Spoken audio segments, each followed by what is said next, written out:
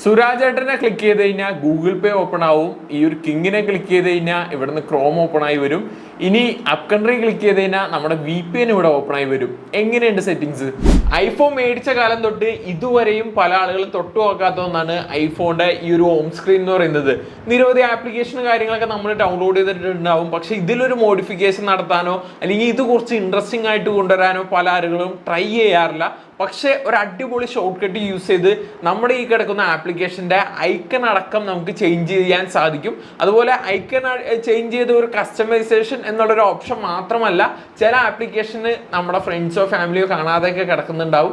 ആ ഒരു ആപ്ലിക്കേഷനെ സിമ്പിളായിട്ട് ഹൈഡ് ചെയ്യാനും ഈ ഒരു ഷോർട്ട് കട്ട് നിങ്ങളെ ഹെൽപ്പ് ചെയ്യുന്നതായിരിക്കും. അപ്പോൾ ഇതെങ്ങനെ സെറ്റപ്പ് ചെയ്യാമെന്ന് നേരെ നമുക്ക് നോക്കാം. ഞാനിപ്പോൾ എൻ്റെ മൊബൈൽ ഫോണോട് എടുത്തേക്കാണ്. ഇതിൽ എനിക്കൊരു ആപ്ലിക്കേഷനെ ഒരു അപ്ഡേറ്റ് ചെയ്യണം അല്ലെങ്കിൽ ഒരു ആപ്ലിക്കേഷനെ ഒളിപ്പിച്ചു വെക്കണം.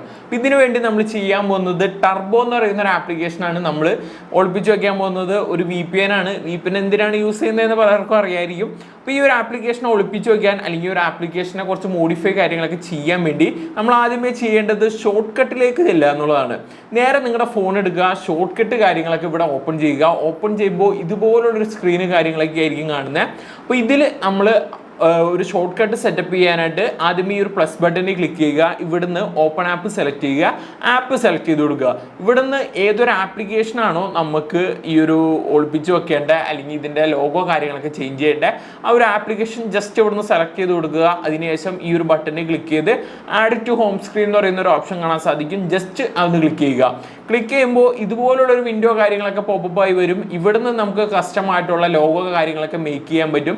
ഇനി ഈ ഒരു ലോഗോ ഒന്ന് പോരാ, നിങ്ങളുടെ കയ്യിലിരിക്കുന്ന ഒരു ഇമേജ് തന്നെ നിങ്ങൾക്ക് ആഡ് ചെയ്യണമെന്നുണ്ടെങ്കിൽ അത് നിങ്ങൾക്ക് ഇവിടുന്ന് ആഡ് ചെയ്യാം. ഇവിടുന്ന് ചൂസ് എ ഫോട്ടോ കൊടുത്ത് ഏതൊരു ഇമേജ് ആണോ നിങ്ങൾക്ക് വേണ്ട ആ ഒരു ഇമേജും നിങ്ങൾക്ക് ഇവിടുന്ന് ആഡ് ചെയ്യാൻ സാധിക്കും. അതിനുശേഷം ആ ഒരു ആപ്ലിക്കേഷൻ്റെ നെയിം നിങ്ങൾക്ക് ചേഞ്ച് ചെയ്യണം. അതേ നെയിമിലൊന്നും നിങ്ങളുടെ ഫോണിൽ വയ്ക്കാൻ പറ്റില്ല. അല്ലെങ്കിൽ കുറച്ചുകൂടി കസ്റ്റമൈസേഷനും കാര്യങ്ങളൊക്കെ കൊടുക്കണമെന്നുണ്ടെങ്കിൽ ഇവിടുന്ന് സെലക്ട് ചെയ്ത് ആ ഒരു ആപ്ലിക്കേഷൻ്റെ നെയിമും നിങ്ങൾക്ക് ചേഞ്ച് ചെയ്യാൻ സാധിക്കും.